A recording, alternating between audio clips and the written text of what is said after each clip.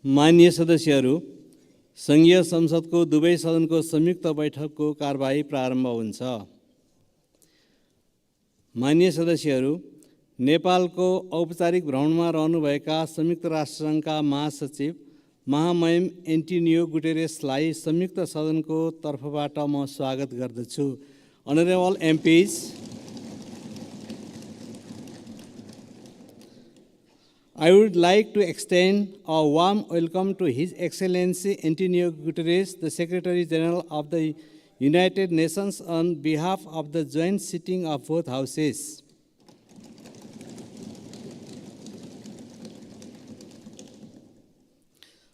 माननीय सदस्यहरू, म महासचिव महामहिम एन्टोनियो गुटेरेसलाई संघीय संसदको दुवै सदनको संयुक्त बैठकलाई सम्बोधनको लागि अनुरोध गर्दछु।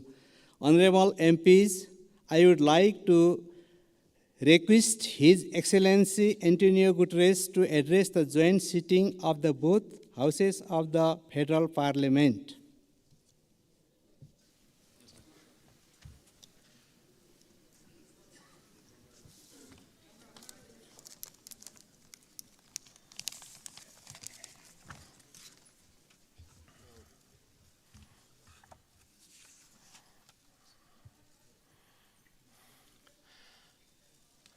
Your Excellencies, the two presidents of the two houses of the Nepalese Parliament, Excellencies, distinguished ministers, parliamentarians, and friends. Allow me, before I start, to express my deep gratitude for the wonderful hospitality that the government and the people of Nepal has provided to me during these 3 days. All the facilities that were put at my disposal have transformed this visit in an enormous success. I learned a lot, and I commit to use what I learned to support Nepal in your struggle against climate change and for development of your country. When I am here, I am twice at home.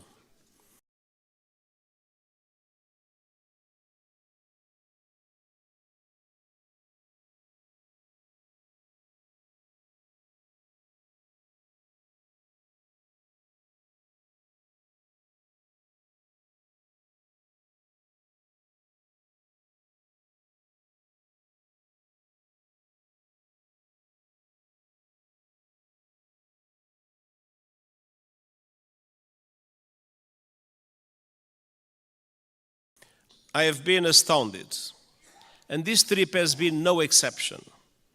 What I've seen and experienced in the past few days will stay with me always. The sunlight hitting the Himalayas, the warmth of the people, the richness of your cultural diversity, and of course, the sanctity of Lumbini. I thank the government of Nepal for your invitation, your hospitality, and your welcome to me and to my delegation. Excellencies, we meet today amidst a world in turmoil. Decades of progress on poverty and hunger are being reversed in large parts of the world. Inflation is undermining household and national budgets. Families and countries alike face financial crises. Women are underrepresented and underpaid, and I recognize the enormous effort that Nepal is doing in the way for gender equality, full gender equality, and I praise your efforts and its results. Violence and conflict abound. While the conflict in the Middle East is thousands of miles away, Nepalis were among the many victims of Hamas' brutal attacks in Israel. I send my sincere condolences to the families of the 10 Nepalese students who were killed and express my best wishes for the safe return of Mr. Bipin Joshi, who is missing. Distinguished parliamentarians, as geopolitical tensions rise, global divisions are becoming deeper and more dangerous. and smaller countries fear becoming collateral damage in competition between the great powers. And climate catastrophe is accelerating with a deadly force. In responding to this crisis, the world could learn much from Nepal. This country is a promoter of peace, a champion of multilateralism, and a staunch supporter of sustainable development and climate action. Nestled between two great powers, you have forged your own paths to safeguard your sovereignty and your independence. And your journey over the past 20 years has been wonderful to see. A new republic with a new constitution as the UN Charter at its heart.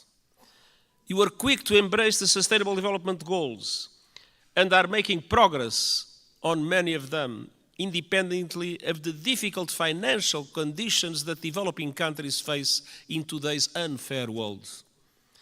Your country has successfully calmed the storms of conflict and moved from war to peace, a process the United Nations has been proud to support. Dear parliamentarian colleagues, Nepal does not stand still. Your dynamic story of progress continues today. Your graduation from least developed countries status is imminent, and the United Nations is committed to supporting a smooth transition.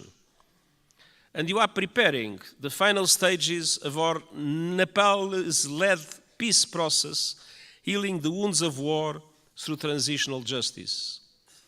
A process to bring peace to victims, families, and communities haunted by questions and scared by injustice, and help put the past to rest.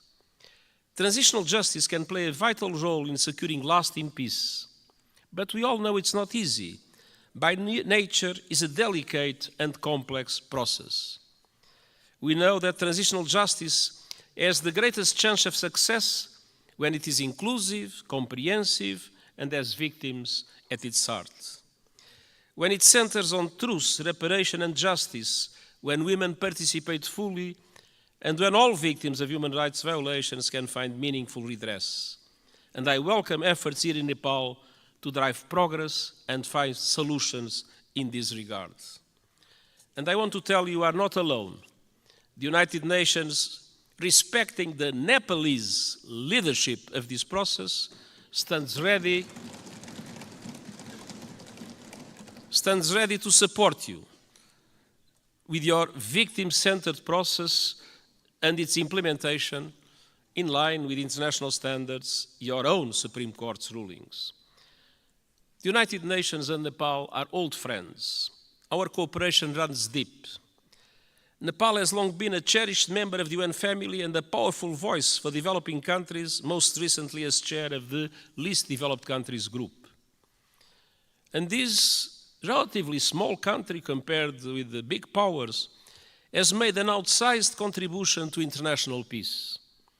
Of all the countries on earth, Nepal is the second largest contributor of troops to United Nations missions, military and police. I'm sincerely grateful to the Nepali people for their dedication, their courage, and their service in peacekeeping. And I would like to take a moment and ask for one moment of silence to honor those Nepalese who have lost their lives serving under the blue flag.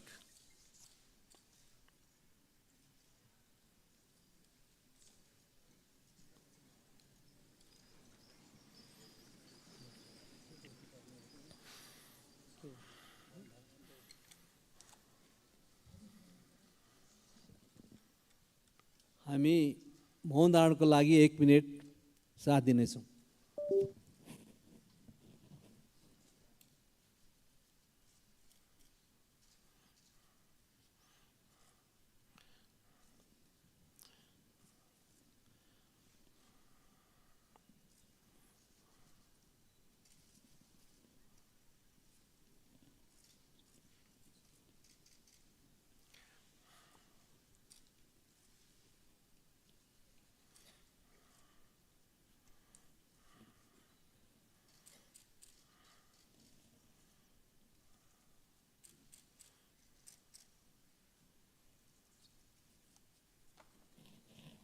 Thank you.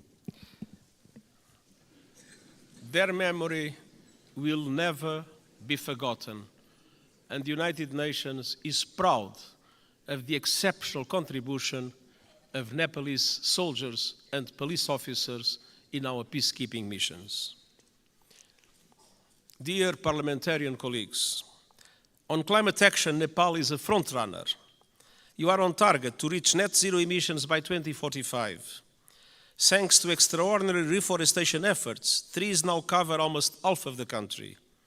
And you are one of the pioneers of the Early Warning Systems for All initiative, which aims to protect every person on Earth by 2027. Yet global crises are hitting Nepal hard, as they are developing countries around the world. The lingering effects of COVID-19 pandemic, inflation, and above all the climate crisis are threatening hard-won development gains and squeezing the funds available for investment. Nepal contributes a minimal fraction of a percent, 0.000%, to global emissions. But monsoons, storms, landslides are growing in force and ferocity, sweeping away crops, livestock, and entire villages, decimating economies and ruining lives. In August, landslides caused by heavy rains caused devastation and killed scores of people. And glaciers are melting at record levels. I was a witness.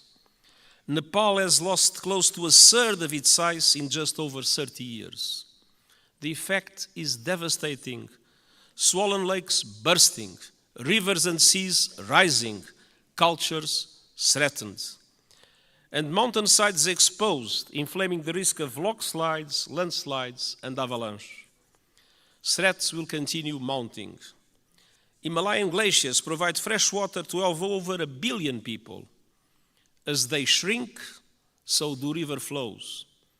In the future, now we have too much floods, but one day in the future, Himalayan rivers like the Indus, the Ganges, and the Brahmaputra will have their flow severely limited. Combined with saltwater intrusion, that will decimate deltas in this region and beyond. That could mean low-lying communities and entire countries erased forever. Millions of people on the move and fierce competition for water and land.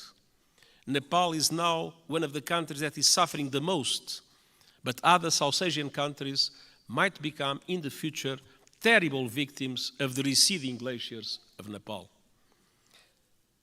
Dear parliamentarian colleagues, what is happening in this country as a result of climate change is an appalling injustice and a searing indictment of the fossil fuel age.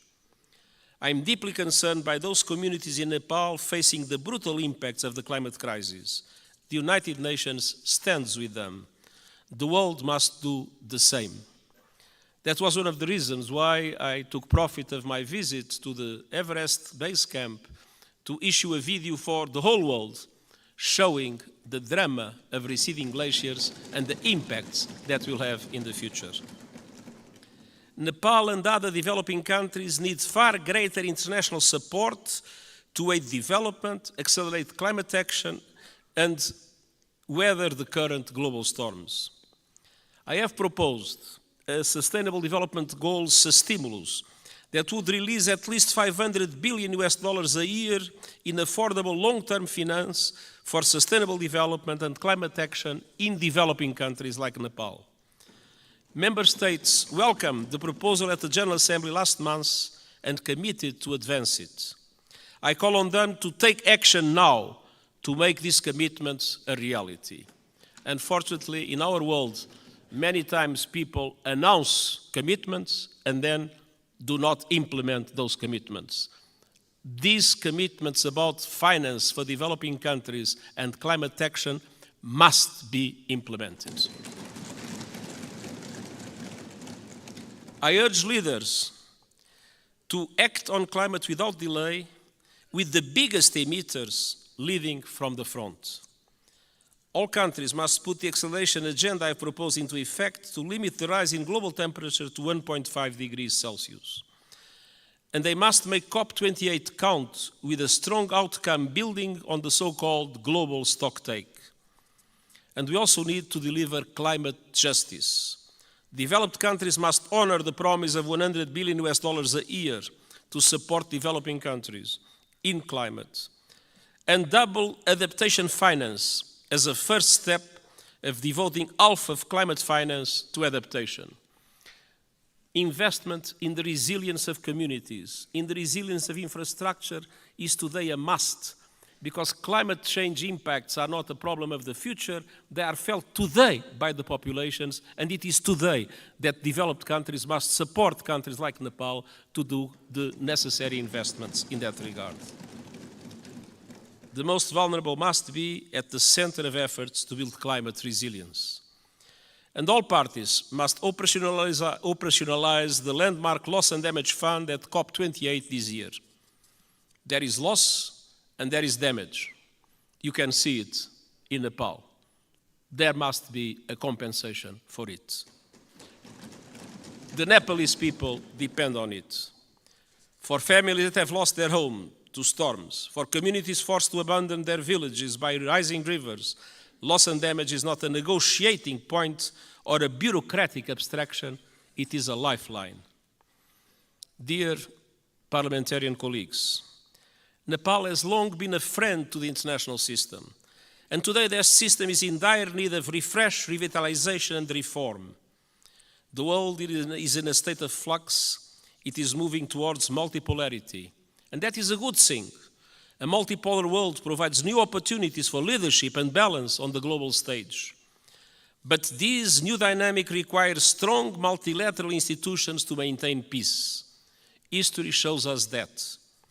At the beginning of the 20th century, Europe was multipolar, but without strong multilateral institutions, it descended into war that engulfed the world. That is not a risk we can take. We need strong international reformed institutions that reflect the realities of today. But ours, like the Security Council or the Bretton Woods system, mirror the world in which they were founded almost 80 years ago. They correspond to 1945.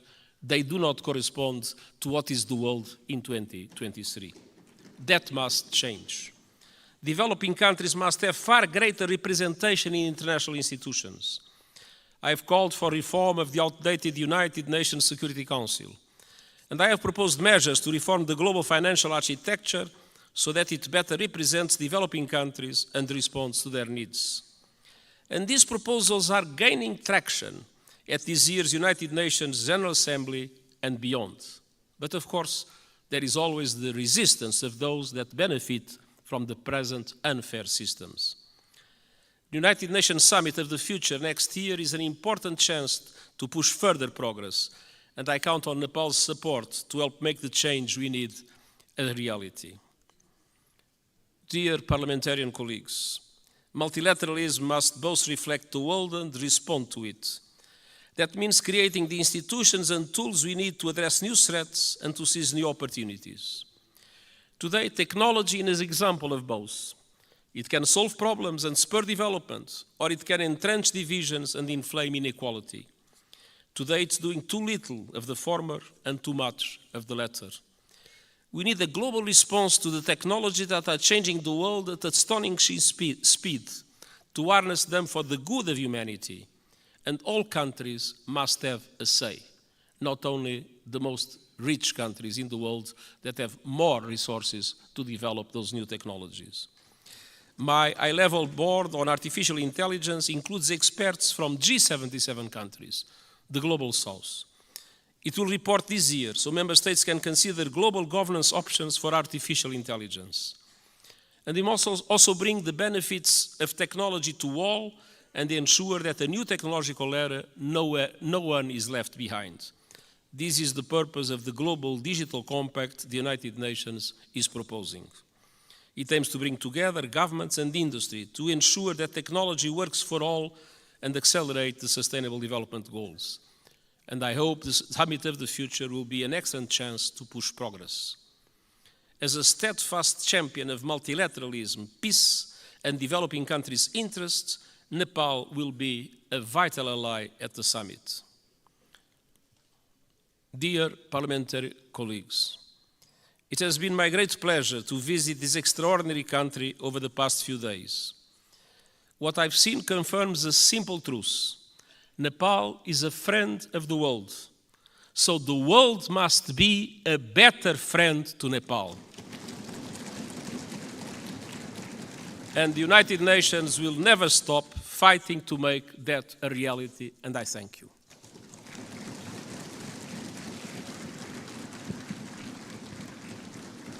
अब म महामहिम Antonio गुटेरेसलाई आसन ग्रहण गर्न आग्रह गर्दछु. Now I would like to request his excellency to be seated.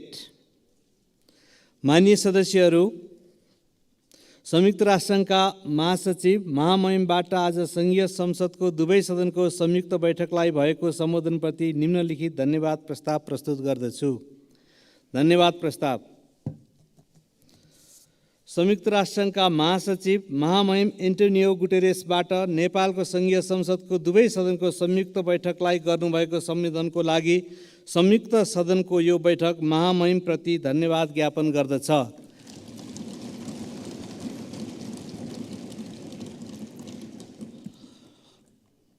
Motion of thanks. This joint sitting of the Federal Parliament of Nepal expresses its gratitude to the Secretary General of the United Nations, His Excellency Antonio Guterres, for his address to the joint sitting of the both Houses of the Federal Parliament.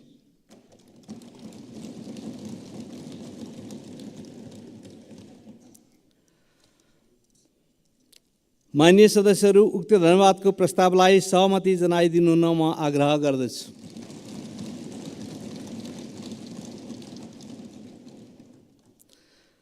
माननीय सदस्यहरू, यो बैठक स्थगित भए पश्चात सम्पूर्ण माननीय सदस्यहरू आफ्नो स्थानमा उभिएर महासचिव महामहिम एन्टोनियो गुटेरेसलाई बिदाई गरिदिनु हुन म आग्रह गर्दछु. माननीय सदस्यहरू, सङ्घीय संसदको दुवै सदनको संयुक्त बैठक यहीँ स्थगित हुन्छ.